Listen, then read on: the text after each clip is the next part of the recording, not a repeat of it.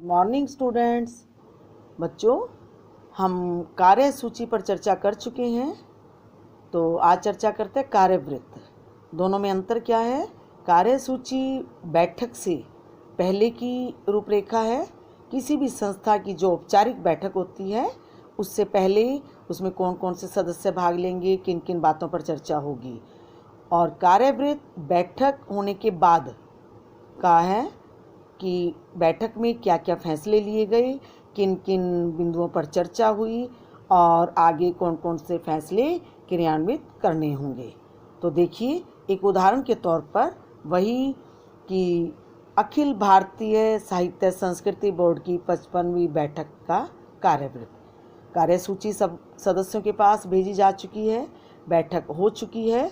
और बैठक के बाद देखिए क्या अखिल भारतीय साहित्य एवं संस्कृति बोर्ड की 55वीं बैठक बोर्ड मुख्यालय की समिति कक्ष में दिनांक 17/2005 को संपन्न हुई।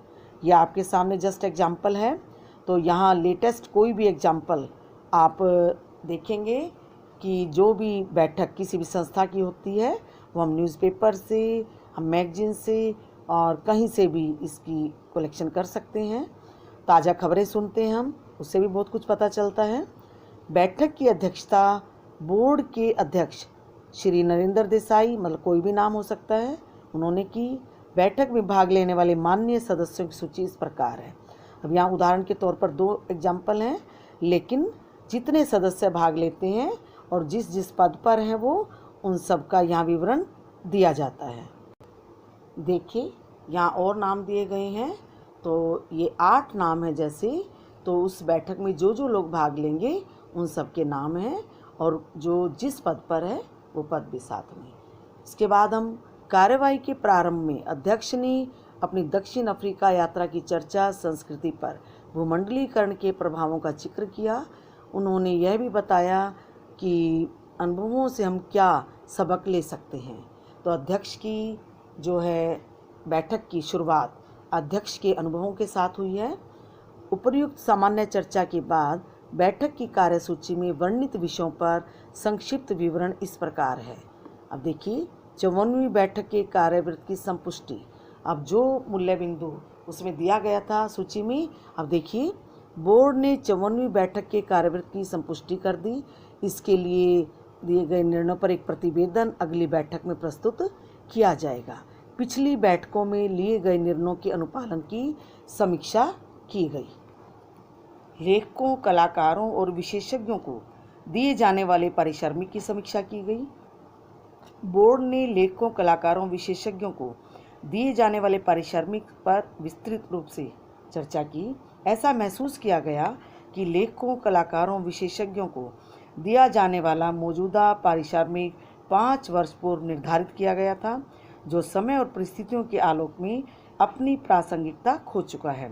अतः पारिश्रमिक की दरों में वृद्धि अति आवश्यक है ताकि अच्छे लेखक, कलाकार, विशेषज्ञ संस्थान से जुड़े रहें, उनका सर्वश्रेष्ठ योगदान संस्थान को प्राप्त हो।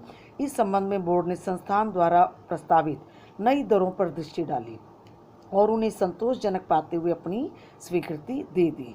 बोर्ड ने यह भी टिप्पणी की कि ये दरें अविलंब लागू की जानी चाहिए। तो संक्षेप में हम कह सकते हैं कि ये लेखक, कलाकारों, विशेषज्ञों को दी जाने वाले वेतन को बढ़ाया गया। संस्थान द्वारा आयोजित कार्यक्रमों की गुणवत्ता बढ़ाए जाने संबंधी प्रतिवेदन पर चर्चा। बोर्ड ने संस्थान द्वारा आयोजित कार्यक्रमों की गुणवत्ता बढ़ाए जाने संबंधी राधानंदन समिति की सिफारिशों पर भी चर्चा की। बोर्ड ने महसूस किया कि इन सिफारिशों का अध्ययन और भी गहनता से किया जाना चाहिए।